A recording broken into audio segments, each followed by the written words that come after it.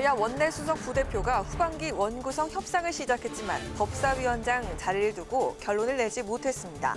여야는 다만 국회 공백 사태를 최소화하기 위해 이른 시일 안에 협상을 마무리하자는 데 뜻을 모았습니다. 국민의힘과 정부, 대통령실이 국가안보 첫 당정 대협의를 갖고 북한의 핵실험 대책을 논의했습니다. 당정대는 한미 공조를 바탕으로 한 강력 대응 방침과 함께 특히 지난 정부와는 다르다는 점을 강조했습니다. 대통령실과 정부 요직의 검찰 편중 인사 논란에 윤석열 대통령이 과거엔 민변 출신들로 도배되지 않았느냐고 말했습니다. 국민의힘도 능력 위주의 인사라고 반박했지만 더불어민주당은 검찰공화국이 현실되고 있다고 우려했습니다. 전직 의원들의 시각으로 정치권 핵심 이슈를 풀어보는 여의도 정치회전. 국민의힘 이준석 대 친윤계의 충돌, 민주당 친문 대 친명 간의 계파 싸움 등 오늘은 6일 지방선거 이후 달아오르고 있는 여야 당권 경쟁에 대해서 짚어봅니다.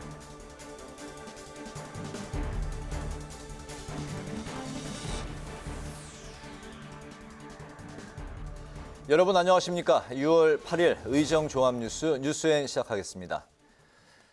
후반기 국회 원구성이 난항을 겪으면서 국회 공백 상태가 열흘째 이어지고 있습니다. 최대 쟁점은 법사위원장 배분 문제인데 오늘 여야 원내수석 부대표 간 협상에서도 입장차는 좁히지 못했습니다. 이런 가운데 국민의힘은 상임위 여당 간사 명단을 발표하며 민주당을 향해 국회 정상화에 나서달라고 촉구했습니다. 첫 소식 박지영 기자가 전해드립니다. 21대 후반기 국회 원구성 논의를 위해 여야 원내수석 부대표가 협상 테이블에 마주 앉았지만 성과는 없었습니다. 국민의힘 송원석, 더불어민주당 진성준 원내수석 부대표는 1시간 가까이 의견 조율에 나섰지만 서로의 입장차만 확인했다고 밝혔습니다. 여야는 원구성의 최대 쟁점인 법사위원장 배분 문제부터 이견을 좁히지 못한 것으로 알려졌습니다. 다음 회동 날짜는 정하지 못했지만 국회 공백 상태가 장기화되는 건 바람직하지 않다는 데 공감하고 수시로 소통하며 협상을 계속해 나가기로 했습니다. 지금 당장 어떤 합의점을 찾기는 어려웠지만 그래도 머지않은 시간 내에 의견 절충을 해야만 된다라고 하는 점에서 인식을 같이 했고요. 단기간 내에 합의를 이루지 못할 것 같으면 국회의장단부터 선출하도록 하는 것이 어떻겠느냐라고 하는 민주당의 입장을 한 번 더 말씀드렸습니다. 법사위원장을 어느 당이 가져갈지를 놓고 여야 지도부의 날선 공방도 이어졌습니다. 권성동 국민의힘 원내대표는 민주당을 향해 전반기 국회 합의대로 법사위원장 자리를 돌려달라고 거듭 촉구했습니다. 또 민주당이 법사위원장을 국민의힘에 넘겨주되 법사위의 권한을 대폭 축소하는 방안을 검토하는 데 대해선 약속 파기라고 비판했습니다. 그러니까 법제위원회와 사법위원회를 분리를 하고 사법위원회를 우리한테 주고 법제위원회를 민주당이 갖고 가겠다는 그런 속셈인 것 같은데 그건 결국 법사위를 우리에게 돌려주겠다는 약속을 파기하는 것이나 마찬가지라고 보고 있습니다. 반면 박홍근 민주당 원내대표는 원구성 협상을 원점에서 재검토하겠다는 입장을 고수했습니다. 국민의힘을 향해선 법사위원장 자리를 흥정과 거래의 대상으로 삼지 말고 국회의장단 선출부터 협조하라고 요구했습니다. 후반기 원구성 협상의 법적 주체인 원내대표들이 백지에서 원점에서 논의를 하는 것이다. 이 국회의장까지 거래의 대상으로 삼는 게 과연 책임 있는 여당의 자세인지 되묻지 않을 수가 없고요. 이런 가운데 국민의힘은 15곳의 상임위 여당 간사 명단을 발표했습니다. 법사위 간사의 정점식 의원을, 정무위 간사의 윤한홍 의원, 예결위의 김성원 의원 등 재선 의원을 중심으로 배치했습니다. 국민의힘은 여당으로서 더 이상 책임을 방기할 수 없다며 원구성이 이뤄질 때까지 각 상임위 간사를 중심으로 현안에 대응하고 정책을 준비해 나갈 계획이라고 설명했습니다. 국회방송 박지영입니다. 윤석열 정부 주요 인선에 검사 출신 인사가 대거 진출하면서 검찰 편중 인사라는 비판이 이어지고 있습니다. 윤석열 대통령은 과거 정부에 민변 출신이 많았다며 비판을 일축했는데요. 국민의힘은 적재적소의 인사 원칙을 지켰다고 옹호했고 더불어민주당은 검찰공화국이 될 것이라는 우려가 현실이 되고 있다고 비판했습니다. 보도에 임채원 기자입니다.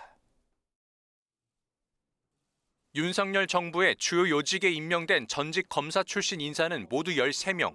법무부 장관을 비롯해 국가보훈처장과 국정원 기획조정실장, 국무총리 비서실장에 이어 금융감독원장까지 검찰 출신의 인사가 임명되면서 주요 인선이 검찰 출신에 쏠렸다는 지적이 제기됐습니다. 윤석열 대통령은 전임 정권에 민변 출신이 많았다는 점을 언급하며 법조인의 정관계 진출은 법치주의라고 적극 반박했습니다. 특히 이복현 금감원장 임명에 대해 금감원은 규제기관이라 법 집행을 다룬 사람들이 역량을 발휘하기 적절한 자리라고 강조했습니다. 과거에 민변 출신들이 아주 도배를 하지 않았습니까? 특히 미국 같은 나라 보면은 그런 그 거버먼트 어토니 경험을 가진 사람들이 정관계에 아주 폭넓게 진출하고 있습니다. 그게 법치국가 아니겠습니까? 국민의힘도 라임 옵티머스 사태 때 금감원이 제 기능을 발휘하지 못했다며 이복현 금감원장 임명을 옹호했습니다. 대통령께서도 말씀하신 바와 같이 적재적소 인사 원칙을 지켰고 능력 위주의 인사를 했다 이렇게 보고 있습니다. 대통령직 인수위원장을 맡았던 안철수 의원도 인사 문제는 전적으로 인사권자의 권한이라며 그렇게 걱정할 일은 아니라고 생각한다고 밝혔습니다. 반면 더불어민주당은 우리나라가 검찰 공화국이 될 것이라는 우려가 현실이 되고 있다고 비판했습니다.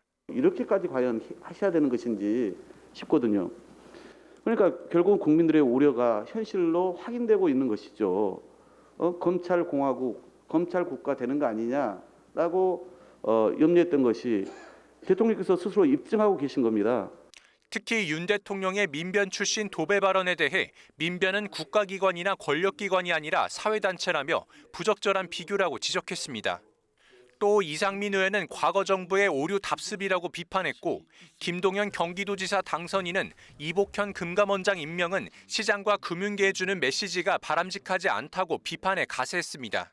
한편 공정위원장 내정설이 돌았던 강수진 전 검사는 후보군에서 제외된 것으로 전해졌습니다. 국회 방송 임천입니다. 당 쇄신을 이끌 비대위 출범을 앞두고 더불어민주당 내 갈등이 또다시 표출됐습니다. 이재명 의원의 당권 도전을 두고 거듭 선거 책임론을 강조하는 비명계와 전당대회 룰 변경을 주장하는 친명계 간 충돌이 이어졌습니다. 태윤영 기자가 보도합니다. 선거 책임을 놓고 연일 개파 갈등이 이어지고 있는 더불어민주당. 친명계 중진 안민석 의원은 이재명 의원의 전당대회 불출마 주장은 비이성적 처사라며 날을 세웠습니다. 특히 대의원 제도는 개파의 산물이라며 전당대회 룰 변경을 주장했습니다. 권리당원의 투표 비중을 높여 대선 직후 대거 유입된 이재명 의원 지지자들이 전당대회에서 투표권을 행사할 수 있게 하자는 취지입니다. 대의원들의 투표 비율이 이제 45%예요. 예. 이게 이제 표의 등가성이 일반 당원들하고 지금 한 1대 한 90 정도 가까이 지금 된다고 알고 있어요. 이게 이제 굉장히 이제 과거의 방식인데. 친명계의 김남국 의원 역시 표의 등가성 문제를 민주적으로 고쳐놔야 한다고 했고 김용민 의원도 권리당원의 비중을 더 높이는 방향으로 당헌을 개정해야 한다며 전당대회 룰 변경에 힘을 실었습니다. 이에 대해 비명계는 이른바 이재명 책임론으로 응수했습니다. 당내 친문계 핵심인 홍영표 의원은 지방선거의 평가가 중요하다면서 선거 패배 책임을 이재명 의원에게 돌렸습니다. 당이 원해서 출마했다는 이재명 의원의 말은 거짓말이라고도 했습니다. 실제로 당의 다수가 출마를 반대했다는 겁니다. 제가 알기로는 당의 70, 80%는 반대한 걸로 저는 알고 있는데 당이 원해서 내가 나왔다. 이런 것들이 좀 저는 밝혀져야 된다고 봅니다. 이런 가운데 박홍근 당대표 직무대행은 선거 패배에 대한 당의 평가는 특정 인물의 책임 문제에 집중되지 않을 거라고 밝혔습니다.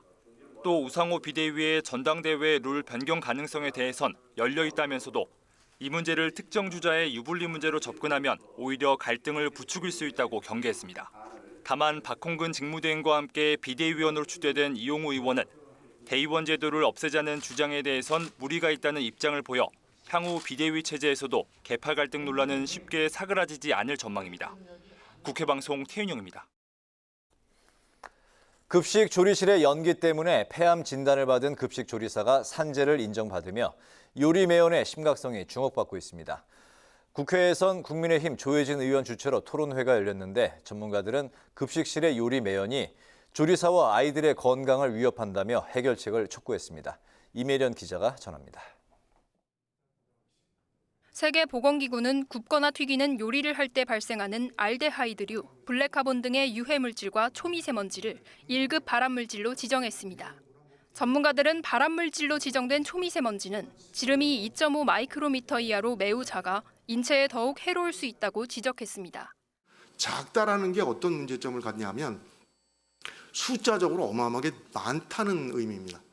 그런데 이게 작아지면 우리 몸에서 세포 간에도 이동이 가능하고 혈액으로의 이동도 굉장히 원활해지고 요리메어는 특히 면역체계가 약한 아이들에게 치명적인데 기관지 깊숙이 침투하며 폐기능 발달장애 등을 초래할 수 있다는 설명입니다.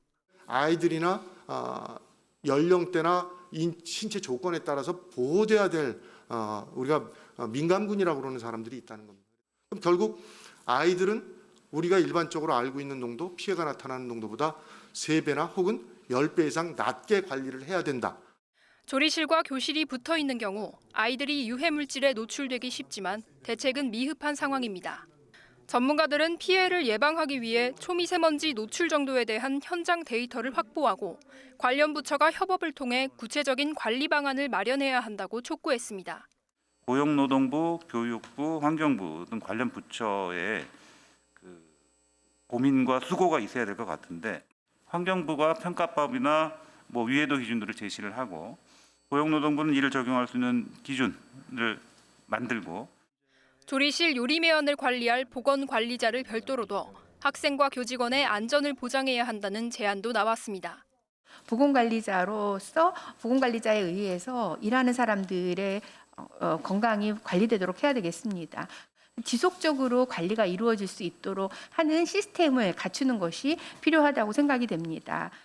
이외에도 유해물질 발생이 적은 식자재와 연료를 사용하고 조리실 내 후드를 이용해 대기 중 오염물질을 환기하는 등의 방안이 제시됐습니다.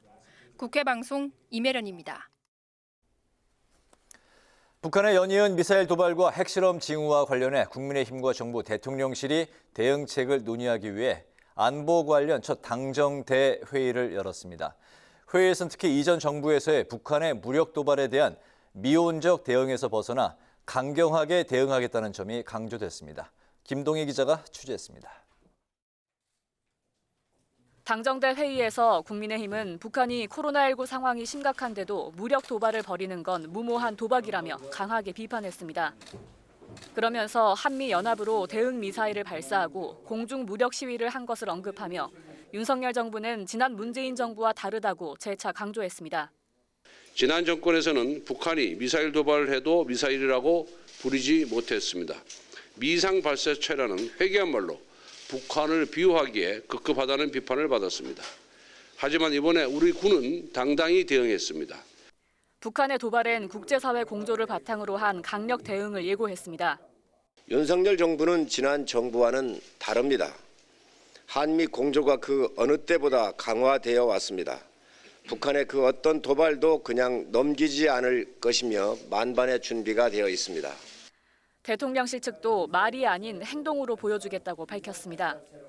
그러면서 대선 때부터 공약한 삼축 체계를 중심으로 윤 대통령 임기 내에 북한의 핵미사일 무력화 대책 마련을 약속했습니다. 삼축 체계를 중심으로 북한의 핵미사일을 실질적으로 무력화할 수 있는 대책을 임기 내에 강구해 나가도록 하겠습니다. 윤석열 정부는 과거와 같이 도발이 있고 나면은 회의만 하고 아무런 실질적인 조치를 하지 않은 전 정부와는 다른 조치를 취해 나갈 것입니다. 국방부도 삼축 체계 강화 의지를 밝히며 북한의 어떠한 도발에도 즉각 대응하겠다고 밝혔습니다. 북한의 어떠한 도발에도 즉각적이고 단호하게 대응해 나갈 것입니다. 미국의 확장 억제 공약의 실행력을 높이고 우리 군의 한국형 삼축 체계도 더욱 강화해 나갈 것입니다. 북의 미사일 도발이 북한의 안보를 저해할 것이라는 경고도 나왔습니다. 북한의 계속되는 핵미사일 개발과 도발은 이에 대응하는 한미동맹 차원의 억지력 강화로 이어질 것이며 결국 북한 자신의 안보를 저해하는 결과만을 초래할 것입니다. 비공개 회의에선 지난 정부에서 군의 정신전력이 해이해졌다는 지적과 관련한 정신전력 강화 방안과 북한의 주적 관련 논의도 함께 다뤄졌습니다. 권 원내대표는 국방부가 간부를 대상으로 한 정신전력 강화 훈련에 들어갔고 사병 대상으로도 준비하고 있다고 설명했습니다. 국회 방송 김동희입니다.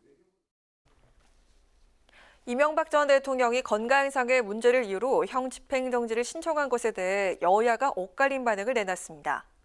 국민의힘 권성동 원내대표는 오늘 당정협의회를 마친 뒤 기자들과 만나 국민통합과 대한민국 위신을 세우는 차원에서 이 전 대통령에 대한 사면이 필요하다고 밝혔습니다. 반면 더불어민주당 박홍근 원내대표는 기자간담회에서 대통령이 되고 나서 한 달도 되지 않았다며 사면권 행사는 대단히 엄중하고 신중해야 한다고 강조했습니다.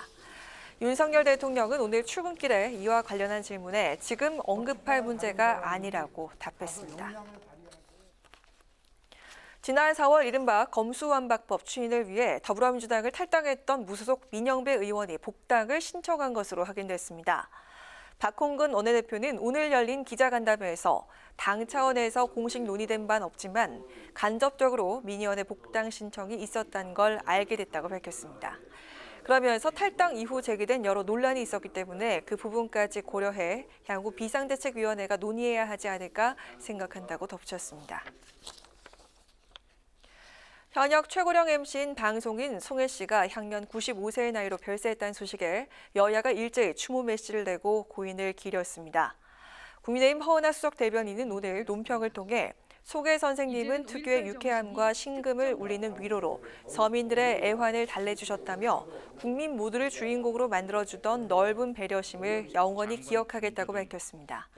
더불어민주당 조우섭 대변인도 서면 브리핑을 내고 34년간 전국 노래장을 지킨 최장수 MC로 국민께 웃음과 감동을 선사해 주셨다며 국민 MC 송혜 선생님의 영면을 기원한다고 전했습니다.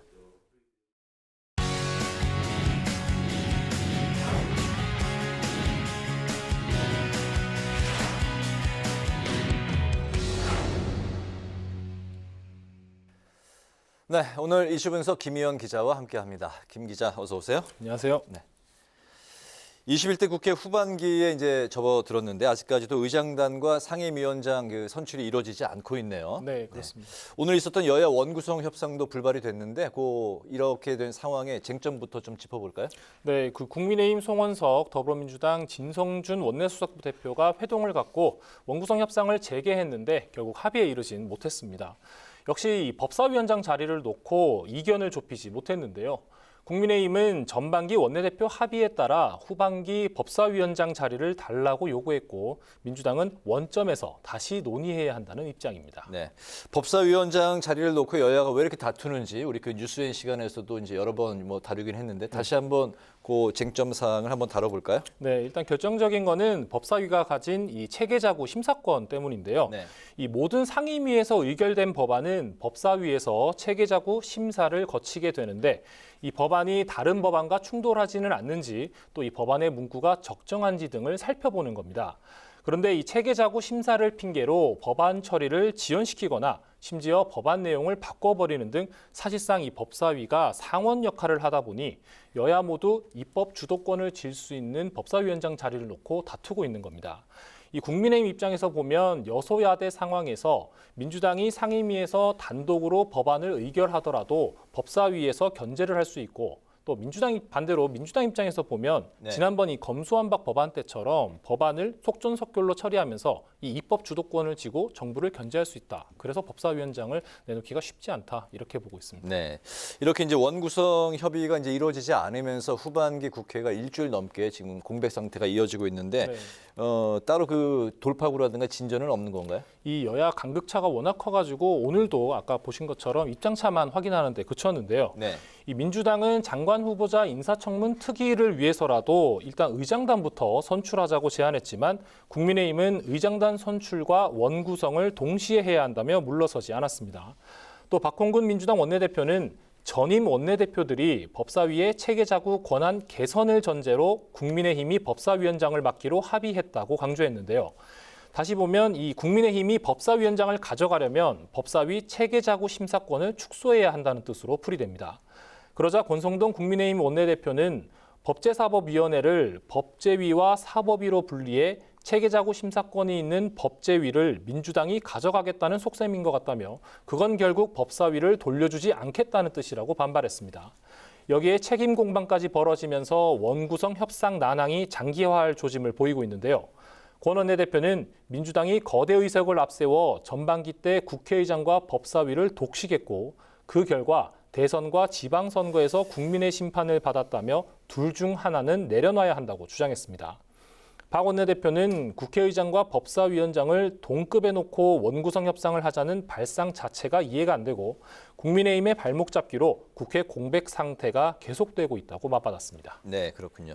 자, 이제 그 다른 소식도 좀 살펴보겠습니다. 대선과 지방선거 모두 승리한 국민의힘인데 때 아닌 또 그 내홍 사태가 벌어지고 있네요. 네, 그렇습니다. 다름 아닌 이준석 대표와 정진석 부의장이 공방을 벌이고 있는데 오늘도 쭉 이어졌다고요? 네, 그렇습니다. 이 두 사람의 갈등이 감정 싸움으로까지 번지면서 점점 격화되는 모습인데요. 이 정 부의장은 이 대표의 우크라이나 행에 대한 정치 선배의 우려를 이 대표는 조롱과 사실 왜곡으로 맞서고 있고 정치 선배의 우려를 개소리로 치부하는 만용은 어디에서 나오냐고 맹 비난했습니다. 그러자 이 대표는 정 부의장이 당내 최다선이자 정치 선배를 자처하면서 대표와 최고위원, 최재형 의원까지 당내 인사들을 저격했고 먼저 흙탕물을 만들어 놓고 왜 반응하냐는 식의 적반하장이 어이없다고 맞섰습니다. 특히 두 사람은 이 공천과 관련한 신경전을 벌였는데요. 정 부의장은 이 대표가 측근인 정미경 최고위원을 성남 분당을 당협위원장에 앉히면서 공천 혁신을 운운한다고 비판했고 이 대표는 정 부의장의 연고지인 충남의 공천 과정에서 공직 후보자 시험 점수에 미달한 사람을 비례대표에 넣어달라는 이야기가 있었다며 정 부의장을 직격했습니다. 네, 처음 이 신경전이 시작된 게 정 부의장이 이 대표의 우크라이나 방문에 이제 우려를 표했잖아요. 맞습니다. 예, 근데 이제 점점 더 거칠어지는 양상인데 다른 이유가 또 있는 건가요? 이게 대선과 지방선거에 연이어 승리하면서 사실 좋은 분위기잖아요. 그렇죠. 그런데도 이 두 사람이 갈등을 벌이는 걸 놓고 사실상 당권 경쟁이 시작됐다 이런 분석이 나오고 있습니다. 네. 이 핵심은 내후년에 있을 그 총선에서의 공천권인데요. 이 이준석 대표의 임기는 내년 6월까지로 물론 이제 차기 총선과는 거리가 좀 있습니다. 네. 하지만 이 지방선거 이후에 공천 개혁을 위한 혁신위원회를 출범시켰고 최재형 의원이 위원장으로 발탁됐습니다. 혁신위가 공천 개혁안을 만들어 당에서 확정하게 되면 그만큼 차기 당대표의 공천 영향력이 줄어들 수 있는 대목인데요. 정 부의장은 이 대표에 대한 악감정이나 당권 투쟁이 아니라고 선을 그으면서도 최재형 위원장과 천하람 위원만 봐도 이준석 혁신위로 시작하는 것 같다고 비판했습니다. 차기 당권 주자로 꼽히는 김기현 전 원내대표는 공부 모임을 발족하면서 당권 준비에 돌입했고 3선 중진 의원이 돼서 여의도로 돌아온 안철수 의원은 당권 도전에 대해 고민해보겠다며 소극적인 태도를 보이면서도 당내 의원들과 만남을 이어가면서 지지 기반을 다지고 있습니다. 이 대표의 임기가 내년 6월까지지만 내년에 4월 재보궐선거를 앞두고 새 지도부를 구성할 수 있다는 관측이 나오고 있고 또 이때쯤 임기가 끝나는 권성동 원내대표도 당권 도전 가능성이 있기 때문에 국민의힘 차기 당권 경쟁이 꽤 치열할 것 같습니다. 그렇군요. 야당 상황으로 한번 넘어가 보겠습니다. 더불어민주당이 우상호 의원을 비대위원장으로 이제 추대를 하면서 지방선거 패배 그 수습에 나서고 있다고요? 네, 그렇습니다. 어제 의원총회에서 이 만장일치로 4선의 우상호 의원을 비대위원장으로 추대했는데요. 네. 오늘 비공개 당무위에서도 그 우상호 비대위를 의결했고 모레 중앙위 의결을 거치면 이 우상호 비대위가 공식 출범하게 됩니다. 박홍근 원내대표는 당무위원 국회의원 연석회의와 의원총회, 당무위를 거치면서 당원들의 총의를 최대한 실어 정치적 합법성과 대표성을 보장하는 방향으로 비대위를 구성했다고 강조했습니다. 또 우 위원장이 586 그룹에 속하지만 총선 불출마 선언으로 기득권을 내려놨고 대선 경선 과정에서도 중립을 지켰기 때문에 조정과 화합의 리더십을 기대한다고 덧붙였습니다. 네. 새로 이제 비대위가 출범하게 되면 한 2달 정도 이제 그 활동을 하게 될 텐데 네. 여러 가지 할 일이 굉장히 많은 상황인데 가장 그 시급한 문제부터 하나씩 짚어볼까요? 네, 일단 우선은 이 선거 패배에 대한 분석과 함께 당 쇄신안을 마련하는 게 급선무입니다. 네. 특히 이 선거 패배에 대한 책임론을 두고 당내 계파 갈등을 막는 게 가장 중요해 보이는데요. 이 친문계 일각에서는 이재명, 송영길 공천조사 요구가 나오고 있는데 박홍근 원내대표는 지나친 측면이 있고 개별 사안보다는 종합적이고 객관적인 평가가 더 중요하다고 일축했습니다. 또 8월로 예정된 전당대회 준비인데요.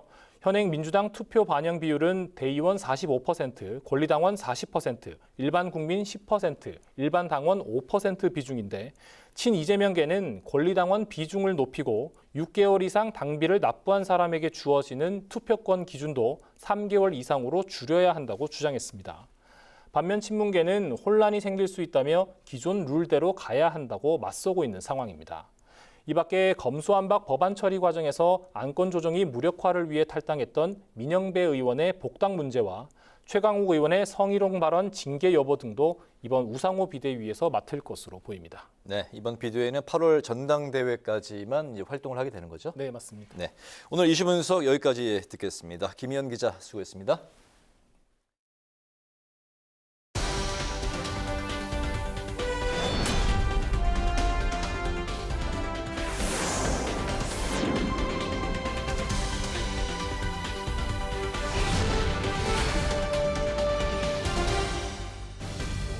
강아랑의 정치톡 시간입니다. 6월 8일 시선을 집중시킨 정치 뉴스 만나보시죠.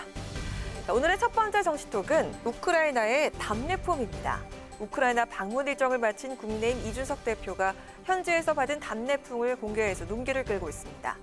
이 대표 자신의 SNS에 우크라이나 의원님들이 가시 달린 육무방망이 비슷한 걸 주셨는데 코자크족 지도자가 들고 사용하는 불라바라는 철퇴라고 한다. 자유의 영원한 존립을 위해서 잘 간직하겠다라는 글과 함께 여러 장의 사진을 이렇게 올렸습니다. 사진 속에 성인 남성이 한 손으로 들기에도 다소 큰 뿔이 달린 방망이 형상의 철퇴가 담겨 있었는데요. 이 대표가 예로 들은 육무방망이는 포도청의 포졸들이 도둑을 잡을 때 썼던 6모 가진 방망이를 뜻합니다. 때 아닌 육무방망이 소환에 정치권에선 현재 이 대표와 대립각을 세우고 있는 정진석 의원을 겨냥한 게 아니냐는 분석이 나오고 있습니다. 육무방망이는 정 의원이 격한 발언을 할 때마다 자주 쓰는 단어라고 하는데요. 지난 2017년 대선 패배 후 중진 간담회에선 보수 존립에 근본적으로 도움이 안 되는 사람은 육무방망이로 응징해야 한다고 강조를 했고요. 2020년 12월엔 문재인 대통령이 윤석열 검찰총장의 정직 2개월 징계를 제거했을 때도 회초리로 다스리나 육무방망이로 다스리나 민심의 분노와 마주할 것이라고 비판을 한 바 있습니다. 이 대표의 우크라이나 답례품 공개를 놓고 이 같은 해석이 이어지자 정진석 의원, 정치 선배 우려에 대해서 이 대표는 조롱과 사실 왜곡으로 맞서고 있다고 꼬집으면서 이 대표의 우크라이나 방문에 대한 비판을 이어갔습니다. 명색이 그래도 최다선 의원으로 이렇게 있는데 제가 단송장이 아닌 이상 필요할 때 필요한 얘기는 하는 거 아닙니까? 지방선거 직후에 과연 우크라이나를 제일 먼저 달려가는 것이 우선순위였을까? 지방선거의 민의를 다시 곱씹으면서 집권 여당으로서 어떻게 하면 윤석열 정부를 튼실하게 뒷받침할까 하는 그런 집권 여당의 책임과 역할을 고민하고 토론하는 그런 거를 좀 먼저 해야 될 게 아닌가. 이준석 대표의 행보를 놓고 당내에선 비판과 옹호 의견이 동시에 나오고 있습니다. 이 대표 측과 당내 신주류로 부상하고 있는 친윤석열계 의원들의 신경전이 가열되고 있는 것인데요. 국민의힘의 차기 당권을 둘러싼 갈등이 수면 위로 떠오르기 시작한 지금 우크라이나에서 받은 답례품, 철퇴를 공개한 이 대표의 속내는 과연 무엇일까요? 자, 이어서 오늘의 두 번째 정치톡은 사조합 시위는 법대로입니다.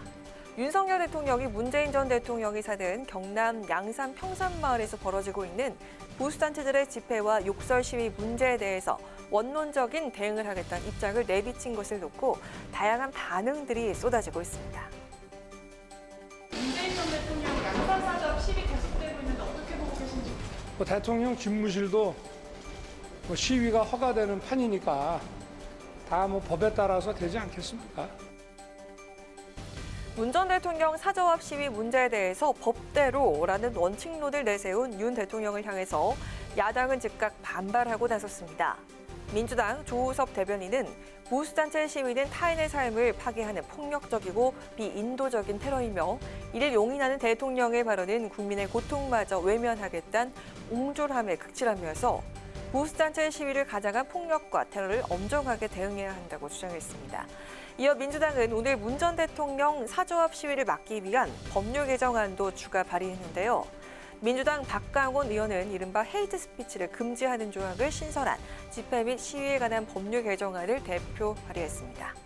개정안은 집회 주최자나 참가자가 반복적으로 특정 대상과 집단에 대한 혐오와 징후를 조장하거나 폭력적 행위를 선동, 국민의 안전에 직접적 위협을 끼치는 행위를 금지하는 내용을 담고 있습니다. 한편 장송곡과 욕설을 동반한 도 넘은 보수단체들의 시위에 국민의힘 내부에서도 적극적인 대응이 필요하다는 목소리가 나오고 있는데요. 마을 주민들의 피해를 생각해서 시위를 벌이고 있는 보수단체가 자제하는 게 마땅한 입장입니다. 무엇보다 과격한 시위가 우리 사회 통합에 도움이 되지 않는 만큼 효과적인 대안이 필요하다는 목소리가 힘을 얻고 있는 것으로 전해졌습니다. 오늘은 또 진보 성향의 한 유튜브 채널이 문 전 대통령 사저 앞 시위 철수를 촉구하면서 박근혜 전 대통령 대구 사저 앞에서 보복 시위를 하겠다고 경고하기도 했는데요. 타인의 일상과 인격을 짓밟는 시위, 그 어떤 이유에서라도 용납될 수 없습니다. 관련 당국은 폭력성을 띤 혐오, 증오 시위에 대해선 단호하고 엄격한 잣대가 필요하다는 사실 잊지 말아야겠습니다. 지금까지 강아랑의 정치톡이었습니다.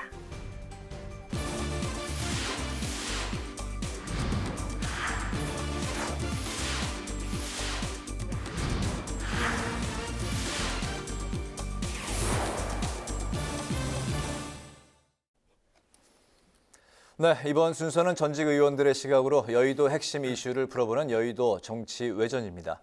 품격 있고 깊이 있는 대담을 보여줄 두 분, 신경민 전 더불어민주당 의원, 김용우 전 국민의힘 의원 두 분 나오셨습니다. 안녕하십니까? 네, 안녕하세요. 네.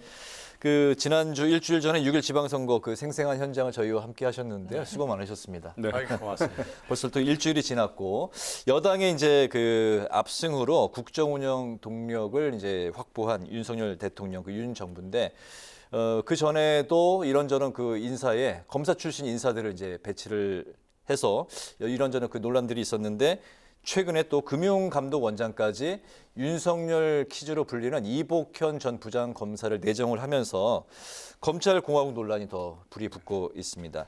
윤 대통령은 이런 최근에 이런저런 논란에 과거에는 민변 출신들이 아주 도배를 하지 않았나 이렇게 이제 발언을 했습니다. 이런 현재 상황 두 분은 어떻게 바라보고 계신지 먼저 들어보겠습니다. 신경민 의원님.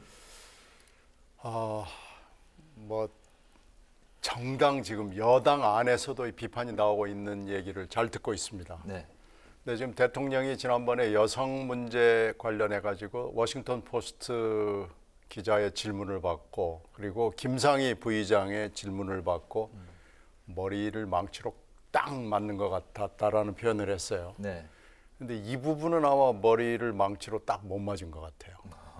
이렇게 인사를 하면은 아무리 유능한 사람을 해도 이처럼 검찰로 도배를 하면은 이건 누가 봐도 문제가 있고요. 검찰 내부에서도 지금 특수수사의 영역이 있는 분, 그러니까 검찰총장과 중앙지검장과 그 이전에 간부를 하면서 맺었던 인연이 있는 사람만을 하기 때문에 검찰 안에 특수 직역에 있거나 인연이 있는 사람들만 들어오거든요. 네. 그러니까 검찰 내부에서도 이게 우려가 나오지 않을 수가 없는 상황이 됐습니다.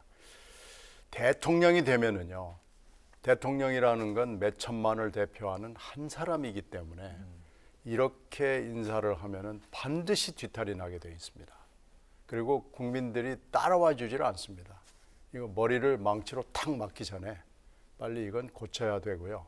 오늘 그 답변, 과거에는 민변으로 도배를 하지 않았느냐라고 그러는데 이것은 일단 팩트가 그렇지 않고요. 그리고 민변에서 왔던 사람들은 NGO들하고 활동을 하면서 약간의 경험을 쌓아서 그쪽 직역으로 간 거죠. 그러니까 법조인이라는 게 문제가 아니고 그 다음에 쌓았던 경력을 가지고 그 직역에 관직을 맡은 거기 때문에 그건 좀 틀린 비유가 아닌가라고 생각이 되고요. 국가기관이 아니라 이제 사회단체라는 말씀이에요. 그리고 대통령이 이렇게 대응을 하면 안 됩니다. 그러니까 옛날에 잘못했으니까 나도 똑같이 잘못을 하려라는 논리인데 이런 대응을 하는 건 대통령으로서 맞지 않습니다. 그러니까 대통령다운 멘트가 아닙니다. 네. 솔직히 난감합니다. 이거 역사는 반복되는구나 이런 생각을 좀 하게 됐어요. 이제 대통령의 반응 말씀을 하셨는데 저도 뭐 상당히 공감을 합니다. 그러니까 문재인 정부가 참여연대라든지 민변이라든지 그쪽에 있는 사람들을 많이 뭐 공기업이든 여러 기관이든 기관장을 많이 이제 시킨 거는 사실인데 네. 그렇다고 하더라도 닮지 말아야 될 걸 지금 닮을 필요는 없다 생각을 합니다. 더더군다나 금융감독원이라든지 국정원이라든지 아니면은 국무총리 비서실이라든지 그 대통령실도 지금 검사 출신들이 많은데 다른 아주 그냥 그 권력기관의 검사들이 이렇게 도배를 하면 안 되겠죠. 그래서 걱정은 돼요. 물론 이제 앞으로 금융범죄라든지 이런 거 이제 확실히 척결해야 되고 또 여태까지 제대로 그 사실이 파헤쳐지지 않은 여러 사건들은 마무리는 돼야 됩니다. 네. 그럼에도 불구하고 이 검사들이 권력기관의 기관장이 된다는 거에 대해서 좀 거부감은 있죠. 그런데 뭐 어떻게 하겠습니까? 지금 보니까 윤석열 대통령은 굉장히 의지가 강한 것 같아요. 인사에 있어서만큼은. 네. 유능한 사람을 적재적소에 배치했다. 또 배치하고자 한다. 이런 의지가 강한데 그러면 나중에 이제 이 기관들이 제대로 할 일을 잘 못했을 때 또는 어떤 인사상의 문제가 있을 때는 대통령 책임이란 말이죠. 네. 그래서 그런 위험 부담을 안고라도 이렇게 하고 있는데 모르겠습니다. 뭐 이렇게 의지가 강하니까 대통령이 인사권자니까 그렇게 하는 것까지는 뭐 어쩔 수는 없지만 그러면은 그 기관장들이 정말 능력을 잘 발휘해야 됩니다. 그것까지 책임을 져야 된다라는 것을 잊지 말아야 되겠죠. 네, 또 선거 이후의 여의도 상황 보겠습니다. 여야 모두 당권 경쟁에 서막에 오른 모습인데요. 방금 전 코너 정치톡에서도 이준석 대표와 또 정진석 의원의 설전이 오가는 모습 보셨습니다. 이준석 대표의 혁신이 우크라이나행을 두고서 친윤계가 각을 세우며 해서 차기 당권을 둘러싼 파워 게임이 시작이 됐다는 진단이 나오고 있는데요. 이 같은 해석에 당은 아니다 이렇게 손살을 치고 있는데 두 분의 시각 한번 들어보도록 하겠습니다. 그 정치인들은 당권이든 대권이든 늘 경쟁을 하게 돼 있습니다. 그것은 봄이 가면 여름이 오고, 그러니까 자연 현상하고 똑같이 자연스러운 일이다 저는 생각합니다. 경쟁 자체를 안 할 수는 없죠. 경쟁하려고 들어간 사람들이니까. 그런데 그 경쟁을 조금 더 품격 있게 했으면 좋겠다라는 생각은 들어요. 어차피 하는 경쟁이면 이것을 그냥 뭐 그 정치 선후배 간에 SNS를 통해서 한다든지 이런 거 좀 말고. 정말 진정 어린 조언을 하고자 한다면 방법이 또 있거든요. 그렇게 해서 했으면 좋겠고 이게 나름대로 혁신 경쟁이 돼야 됩니다. 지금 사실 엊그저께 대선 또 지방선거에서 국민의힘이 이기긴 했지만 뭐 국민의힘이 뭐 월등히 뭘 잘해서 지금 이겼다고 생각하면 그거는 큰 오산이죠. 그건 오만이고요. 그래서 지금 현실을 직시해야 된다. 더더군다나 지금은 뭐 대통령도 언급을 했습니다마는 우리나라가 지금 경제 상황이 아주 안 좋잖아요. 그다음에 북한의 여러 가지 외교 안보, 군사적인 면에서 또 굉장히 지금 불안한 상황입니다. 이런 상황에서 집권 여당이 이렇게 좀 좋지 않은 방법으로 경쟁을 해서 되겠는가? 저는 그런 생각은 좀 듭니다. 앞으로 혁신 경쟁을 좀 해야 되고요. 당권 경쟁 뭐 할 수 있어요. 대권 경쟁 할 수 있습니다. 하지만 조금 더 내용이 있는 거 가지고 했으면 좋겠어요. 뭐 기차 얘기하고 또 뭐 지금 뭐 선배다 후배다 이렇게 막 적었는데 제가 볼 때는 굉장히 아마 유권자들이나 국민의 입장에서는 보기 안 좋을 것 같아요. 식상할 것 같고. 미래지향적이지가 않습니다. 네네. 글쎄 항상 정당이라는 게 지면 지는 대로 이기면 이기는 대로 뭐 당권 투쟁이건 대권 투쟁이건 하죠. 근데 금방 김 의원 얘기하는 대로 이렇게 가는 건 좀 아닌 것 같고요. 이번 지방선거도 그렇고 지난 대선도 그렇고 누가 잘하나의 경쟁이라기보다는 누가 덜 못하나로 승부가 결정이 났다고 저는 생각합니다. 우리 선거가 이렇게 가는 게 지금 오래됐어요. 근데 이렇게 선거를 치러놓고 또 이겼다고 저렇게 시끄럽고 졌다고 또 저렇게 시끄럽고 하는 건 이해는 가지만 지금 저렇게 싸울 땐가 하는 느낌이 있어요. 그래서 싸우는 건 좋은데 좀 품위 있게 싸우고 미래지향적으로 싸우고 이렇게 싸우지 않고도 근사하게 멋있게 싸울 수 있는 방법이 있을 겁니다. 근데 그걸 못 찾고 지금 여당은 여당대로 야당은 야당대로 좀 별로 모양이 좋지 않죠. 네네. 이렇게 이제 당권 경쟁으로 이제 비춰질 수도 있는 주도권 싸움에 여러 가지 변수가 있는데 여기에서 또 이제 주목받고 있는 인물이 있는데 바로 5년 만에 여의도에 복귀한 안철수 의원인데요. 안철수 의원과 이준석 대표가 이제 껄끄러운 관계다라는 거 이제 세간에 이제 많이 알려져 있는데 그렇기 때문에 현재 이런 상황에서 안 의원이 당 대표직을 위해서 친윤계와 손잡고 당 대표직까지 직진을 할지 두 분의 생각은 어떤지 한번 들어볼까요? 지금 그 여당에서 제일 복잡한 상황은 이준석 대표의 징계 상황으로 보입니다. 지금 24일로 잡혀 있는데요. 네. 날짜가 좀 연기가 되고 그래서 6월을 넘기지는 않을 것 같아요. 그런데 24일 날이 아주 결정적인 순간이 되지 않을까라고 생각이 되고요. 일단 초유의 사태입니다. 이런 건 저희 정치사에서 못 봤어요. 당대표가 징계위에 회부된 당대표가 징계위에 가고 그 징계 사유도 성비리 의혹이거든요. 그 수사가 진행되지는 않았지만 뭐 여러 가지 상황으로 봤을 때 이것을 확실하다고 볼 수 있는 거냐 없느냐라는 것이 지금 정확지가 않죠. 하여튼 징계위에 이런 상황이 넘어갔다. 그래서 징계위가 연기를 했기 때문에 24일로 정한 것을 다시 또 연기할 것 같지는 않다. 이런 게 지금 종합적인 상황이거든요. 네. 그래서 이런 상황에서 이준석 대표가 우크라이나를 간 것은 뭐 여러 가지 해석이 가능하지만 이준석 대표 입장에서는 굉장히 화급하고 다급하고 지금 뭔가 지금 굉장히 급하다는 느낌이 듭니다. 이렇게 보면 24일에 뭔가 어느 쪽으로 가든 결정이 될 가능성이 매우 높아 보이는데요. 자, 이렇게 되면 이게 이제 어디로 갈지, 만약에 징계 결정이 나서 도저히 대표직을 수행할 수 없는 상황이 된다면 조기 전당대회가 있을 수밖에 없는 상황이 되는 거죠. 그리고 만약에 이게 잘 넘어간다 그러면 내년 6월에 전당대회가 그냥 그대로 예정대로 진행이 되는데 그렇게 되면은 아마 혁신 그 페달을 더 가속을 해가지고 어차피 이준석 대표의 임기 중에는 공천이 이루어지지 않을 것이기 때문에 혁신 페달이 어디까지도 갈 것인지 대단히 흥미로운 대목이고요. 24일이 결정적인 날이 될 것으로 보입니다. 안철수 의원 행보도 좀 들어볼까요? 안 의원의 행보는 뭐 이거하고 다 관련이 있죠. 근데 안 의원은 이 바퀴하고 이제 뒤에 따라가는 바퀴가 되기 때문에 안 의원의 행보는 이거의 종속 변수라고 봐야 됩니다. 네, 24일 상황에 따라서 안 의원 행보도 뭐 여러 가지 이제 달라질 수가 있다는 그렇죠. 말씀. 알겠습니다. 근데 뭐 그렇게 낙관적이지는 않습니다. 네.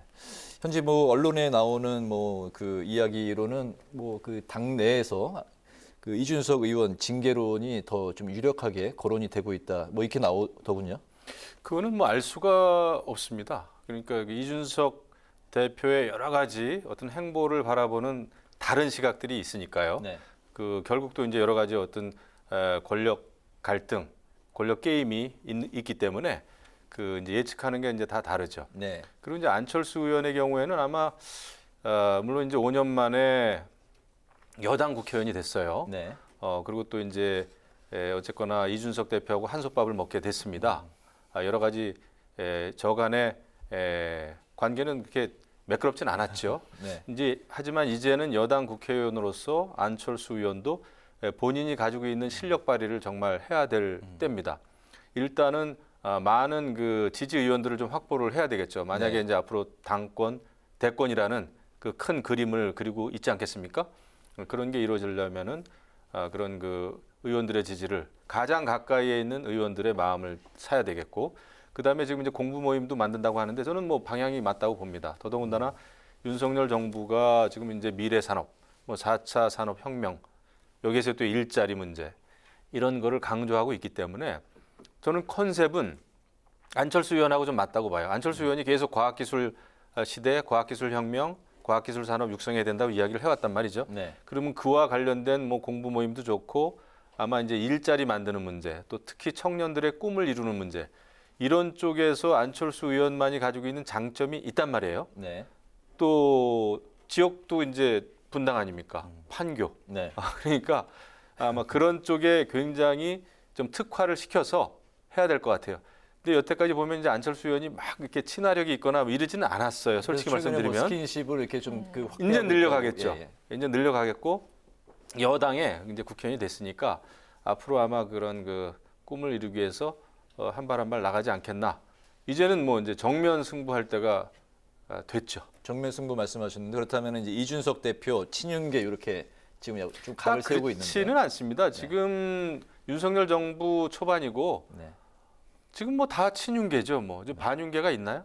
네. 물론 뭐 거의 흔히 이제 우리가 이야기하는 언론에서 윤핵관이라는 분들은 또 몇 명 있지만 전체적으로 봤을 때는 뭐 윤석열 정부 이제 성공을 위해서 애를 쓰겠죠. 모든 의원들이.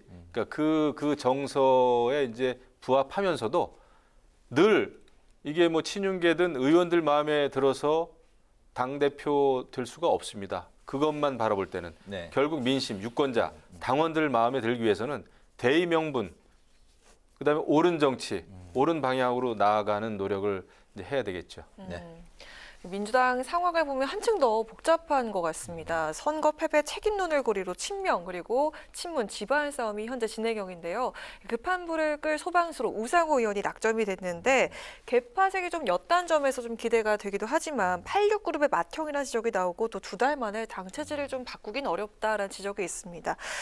내용을 조기에 봉합할 수 있을지 어떻게 보시는지 들어보겠습니다.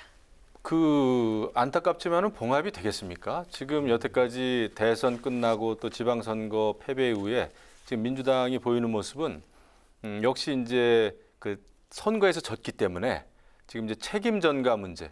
그러니까 우리가 왜 졌냐라고 하는 부분에 대해서 정말 사실 인식이나 상황 인식을 제대로 하기보다는 당신 때문에 졌다, 이재명 때문에 졌다, 뭐 이런 식이란 말이죠.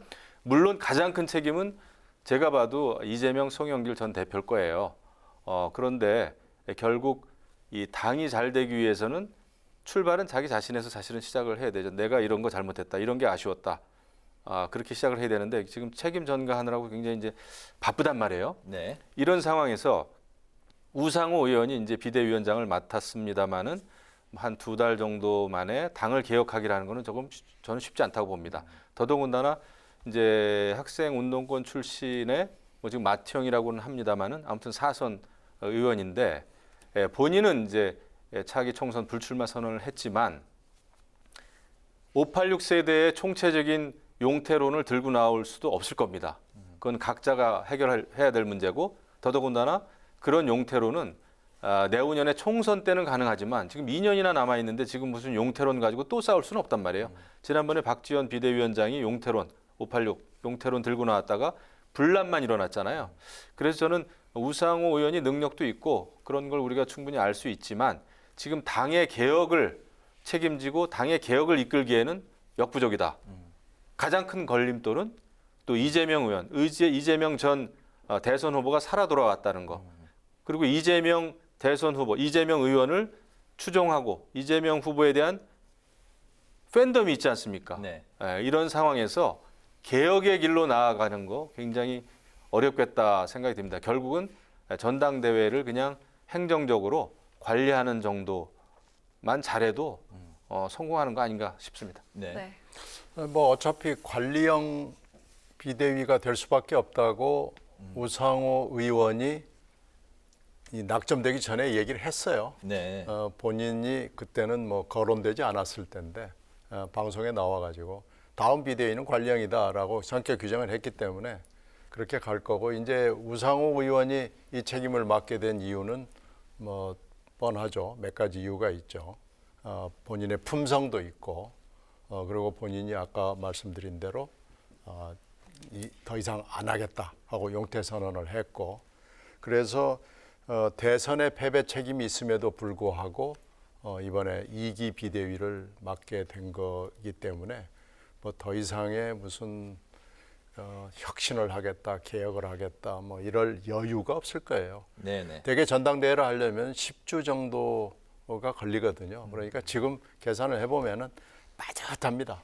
8월 말에 전당대회를 전국적인 규모로 치르기 위해서는 지금부터 시작해서 숨가쁘게 달려가야 8월 말에 전당대회를 할 수 있는 그런 시간적인 여유밖에 없기 때문에 개혁이다, 혁신이다 이렇게는 안 될 거고요. 지금 서로 뭐 손가락질을 해서 당신네들 책임이다 하는 거 그런데 이거 아마 계속 이렇게 갈 수밖에 없는 상황이고 지금 상황으로 봐서는 이 상황이 더 악화되지 않도록 하는 것 정도가 우상호 비대위원장이 할 수 있는 최선이 아닌가 생각합니다. 네, 이번 또 그 비대위원 중에 한 명인 이용우 의원은 오늘 한 라디오 방송에서 또 혁신의 의지를 또 이야기는 하던데 뭐 쉽지는 않다는 말씀입니다. 의지야 표명하는 거죠. 네, 알겠습니다. 정치인의 말은요. 알겠습니다. 말 그대로 하루 들으면은 그건 좀 이해 불가합니다. 알겠습니다. 좀 전에 이제 이번에 그 재보궐 선거에서 이제 다시 의원이 된 안철수 의원 이야기를 했는데 또 이재명 의원 이야기를 또 해보겠습니다. 국회 등원 이제 오늘이 이틀째였는데 김동연 경기도지사를 만났습니다.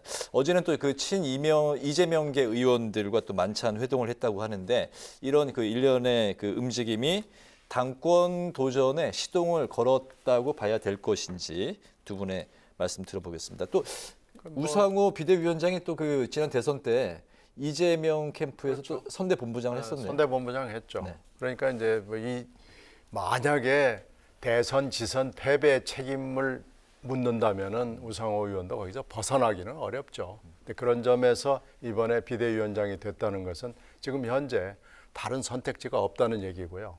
이재명 의원으로 다시 돌아가서 얘기를 하면은 이재명 의원이 만약에 내가 책임을 통감한다 그러면 벌써 불출마 선언을 했겠죠. 당권에. 그런데 아마 이제 우리가 뭐 이 역사에서 가정이라는 건 아무 의미가 없지만 개항을 해서 만약에 이재명 의원이 실패했다고 하더라도 낙선했다고 하더라도 이번 당권 도전을 했을 거라고 보는 사람들이 굉장히 많습니다. 그건 무슨 얘기냐면은 개항을 해서 배지 달고 그리고 대표의 배지까지 함께 달아야 앞으로 여러 가지 전국을 헤쳐나갈 수 있다라고 보는 거고요.